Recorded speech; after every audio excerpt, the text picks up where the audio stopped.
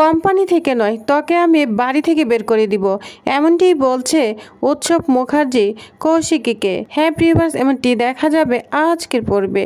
বিস্তারিত জানতে ভিডিওতে একটি লাইক দিয়ে চ্যানেলটি সাবস্ক্রাইব করে দেখতে থাকুন।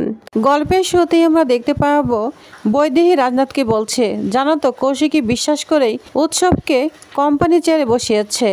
তখন রাজনাথ বলে, দেখা যাক ও সময় মতো মিটিংয়ে পৌঁছাতে পারে কিনা, মানে 8টার সময় মিটিংয়ে পৌঁছাতে পারি কিনা। তখন বৈদেহী বলে ও অবশ্যই পৌঁছাবে। তখন রাজনাথ বলে ও অবশ্যই পৌঁছাবে না, ওকে আমি ভালো করেই চিনি।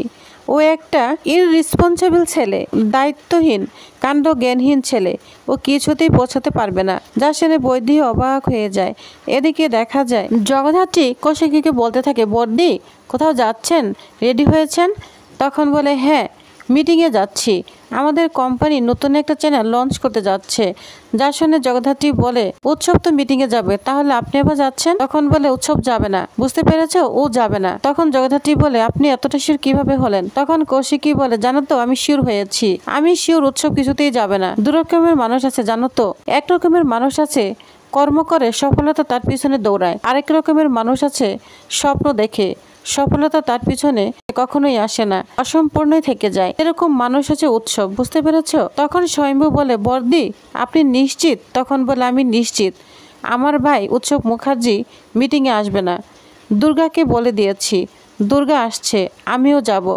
জানো তো আজকের মিটিংটা আমাদের কোম্পানির জন্য খুব ইম্পর্টেন্ট, খুব আর্জেন্ট। পুজোর আগেই তো অ্যানাউন্সমেন্ট হয়ে যাবে, সেজন্যই বলছি এই মিটিংটা আজকে খুব ইম্পর্টেন্ট। এটা বলে কৌশিকী একটু মিটিমিটি হাসতে থাকে। যা শুনে জগদ্ধাত্রী আর স্বয়ম্ভু অবাক হয়ে তাকিয়ে থাকে। এদিকে দেখা যায় এদিকে রাজনাথ বৈদেহী বৈদেহী বলে চিৎকার করে ডাকতে থাকে। তখন বৈদেহী বলে, কি হয়েছে? তখন রাজনাথ বলে, দেখো তো ঘড়িতে কয়টা বাজে? তখন বৈদেহী বলে, কেন 8টা বাজে? তখন রাজনাথ বলে, 8টার সময় আমাদের কোম্পানিতে ইম্পর্টেন্ট একটা মিটিং রয়েছে, মিটিং অলরেডি শুরু হয়ে গিয়েছে। আর তোমার ছেলে কোথায়? বলো তোমার ছেলে কোথায়? তখন বৈদেহী বলে, কেন আমার ছেলে তো মিটিংয়ে যাওয়ার কথা। তখন রাজনাথ বলে, না তোমার ছেলে মিটিংয়ে যায়নি। তখন বৈদেহী বলে, তাহলে কোথায় গিয়েছে? তখন রাজনাথ বলে, তোমার ছেলে পার্টিতে গিয়েছে, নাচ গান করছে। আর মিটিংয়ে কৌশিকী দুর্গা চলে গিয়েছে, অলরেডি মিটিং শুরু হয়ে গিয়েছে। যা শুনে বৈদেহী পুরো অবাক হয়ে যায়। তখন বৈদেহী বলে, তুমি কি করে জানলে? তখন রাজনাথ বলে, জেনেছি, কৌশিকী বলেছে। কারণ কৌশিকী আগে থেকে জানতো তোমার ছেলেকে দিয়ে কিচ্ছু হবে না, ঘোড়াকে দিয়ে হাল চাষ হয় না, বুঝতে পেরেছ? এজন্য ওরা মিটিংয়ে চলে গিয়েছে। যা শুনে বৈদেহী তখনই চন্দ্রনাথকে ফোন দেয়, বলছে, ঠাকুরপো উৎসব কোথায়? তখন বলে, উৎসব পার্টিতে আছে, অনেক বড় পার্টি, ও মিটিংয়ে যেতে পারেনি। তখন চন্দ্রনাথ কথা আমতা আমতা করেই বলতে থাকে। যা শুনে বৈদেহী অবাক হয়ে যায়। তখন বলে, তাহলে মিটিং? তখন চন্দ্রনাথ বলে, মিটিংয়ে দুর্গা আর কৌশিকী চলে গিয়েছে, অনেক বড় পার্টি হচ্ছে, তাই উৎসব যেতে পারেনি। তখন ফোনটা রেখে দেয় আর বৈদেহী কান্নায় ভেঙে পড়ে, বলছে, রাজনাথ এখন কি হবে? আরেকটা সুযোগ দাও, আমার ছেলেকে আরেকটা আবার সুযোগ দাও। তখন রাজনাথ বলে, আমি সুযোগ দেওয়ার কেউ নই, কৌশিকী ওকে একটা সুযোগ দিয়েছিল, সেই সুযোগ ধুলে মিশিয়ে দিয়েছে। 15 দিনের জন্য ওকে কোম্পানিতে বসিয়েছিল, 15 দিন তো দূর, ওই একটা দিনও ঠিকমতো কোম্পানিতে কাজ করতে পারলো না। তখন বৈদেহী কান্নায় ভেঙে পড়ে আর রাজনাথ বলে, জানো তো আমিও বাবা হিসাবে ব্যর্থ, এই পরিবারে আমি মুখ দেখাতে পারবো না। তখন কান্না করতে করতে রাজনাথ ওইখান থেকে চলে যায়। এদিকে বৈদেহী কান্নায় ভেঙে পড়ে, বলছে, প্রীতি এখন কি হবে? আমার ছেলের লাইফটা তো একেবারেই শেষ হয়ে গেল, এত চেষ্টা করলাম, এত বোঝালাম, ও কিছুতেই বুঝলো না যে কষ্ট না করলে সফলতা আসে না, এখন কি হবে প্রীতি? এটা বলে কান্নায় ভেঙে পড়ে। কৌশিকী তো ওকে আর কোনো সুযোগই দিবে না, এই বলে কান্নায় ভেঙে পড়ে বৈদেহী। অন্যদিকে দেখা যায় কৌশিকী এবং দুর্গা মিটিং শেষ করে চলে আসে। ওদেরকে দেখে জগদ্ধাত্রী এবং স্বয়ম্ভু অনেক খুশি হয়ে যায়। আর তখন বলে, মিটিং হয়েছে? কৌশিকী বলে, হ্যাঁ হয়েছে। গুঞ্জন বলে, কি হলো মিটিংয়ে? তখন বলে, আমাদের নতুন চ্যানেল লঞ্চ হয়ে গিয়েছে, আমাদের আরেকটি নতুন চ্যানেল হলো। যা শুনে সবাই অনেক খুশি হয়ে যায়। তখন বলে, হ্যাঁ এটা দুর্গার বিয়ের পরেই চ্যানেল শুরু হয়ে যাবে, অলরেডি কাজ শুরু হয়ে গিয়েছে। তখন কৌশিকীর মা বলতে থাকে, উৎসব কোথায়? উৎসব মিটিংয়ে যায়নি? তখন কৌশিকী বলে, না উৎসব মিটিংয়ে যায়নি। তখন গুঞ্জন বলতে থাকে, তাহলে কোথায় গিয়েছে? স্বয়ম্ভু এবং জগদ্ধাত্রী সবাই একই কথা বলতে থাকে। তখন কৌশিকীর মা বলে, ওকে আমি ফোন দিয়েছিলাম কিন্তু ওকে কোথাও পাওয়া যায়নি। তখন জগদ্ধাত্রী বলে হয়তো মাতাল হয়ে কোথাও পড়ে আছে। এদিকে দুর্গাও বলতে থাকে হ্যাঁ অবশ্যই মাতাল হয়ে কোথাও পড়ে আছে। তখন চন্দ্রনাথ বলে এই শোনো, তুমি বেশি কথা বলবে না। তখন দুর্গা বলে এই খুরোকলের খুরোকটি, তুই বেশি কথা বলবি না, বুঝতে পেরেছিস? তোকে না একদম চাঁদে পাঠিয়ে দিব, তখন তুই চন্দ্রগ্রহণ হয়ে যাবি, বুঝতে পেরেছিস?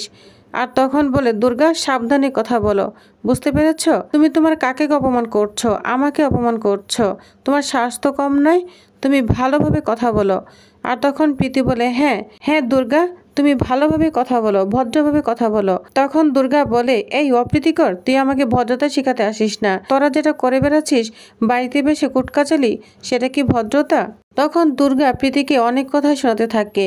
ওই মুহূর্তে দেখা যায় নেশা করে উৎসব চলে আসে, আর সে নেশাগ্রস্ত অবস্থায় দেখে সবাই তো অবাক হয়ে যায়।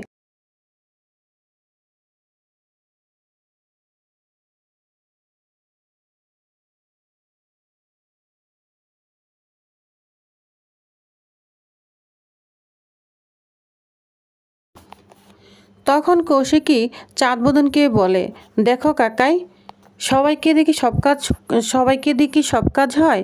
তুমি না বলেছিলে ওকে কোম্পানির মাথায় বসাতে, দিয়েছি তো। ও তো 15 দিন তো দূরের কথা, একদিনও কাজ ঠিক মতো করতে পারেনি। আর বলেছিলে না নতুন কোম্পানি লঞ্চ হওয়ার পর্যন্ত যেন যখন নতুন কোম্পানি লঞ্চ হবে ওকে সে পর্যন্ত চেয়ারে থাকবে। দেখো তাহলে এটা কি ওর নমুনা? শোনো, চেয়ারে বসতেও না যোগ্যতা লাগে, বুঝতে পেরেছ? তখন স্বয়ম্ভু বলে হ্যাঁ বদ্যির কথায় আমি একমত। তখন মাতলামি করতে থাকে উৎসব। ড্রাইভার তাকে নিয়ে আসলে ড্রাইভারকে বলে তুমি আমাকে কেন টাচ করেছো?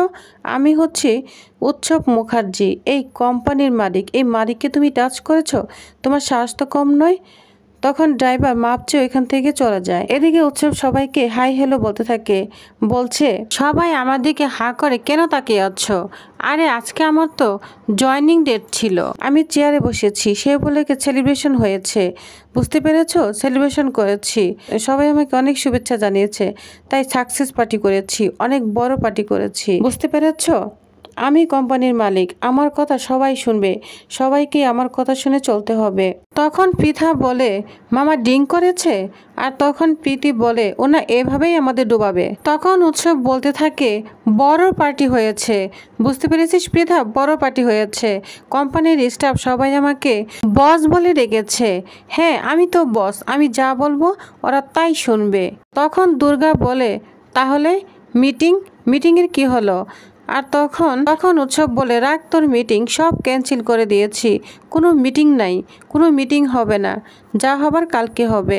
কারণ আমি ওদের উঠতে বসলে উঠবে, বসতে বলে বসবে, বুঝতে পেরেছিস? যা হবার কালকেই হবে। তখন উৎসবের মাতলাবে সহ্য না করতে পেরে কৌশিকী কষে একটা চর মেরে উৎসবকে বলছে বর্দি তুই আমাকে মারছিস, দাঁড়া তোকে আমি কোম্পানি থেকে বের করে দিব, শুধু কোম্পানি থেকে নয় তোকে আমি বাড়ি থেকে ধাক্কা দিয়ে বের করে দিব। যা শুনে সবাই অবাক হয়ে যায়, আর কৌশিকী অবাক হয়ে উৎসবের দিকে তাকিয়ে থাকে। তো প্রিয়বাস, তাহলে নেক্সট আকর্ষণীয় পর্বে কি হতে চলেছে? কৌশিকী কি পারবে এবার উৎসবকে উচিত শিক্ষা দিতে? তো জানতে অবশ্য আমার সাথেই থাকুন। ধন্যবাদ।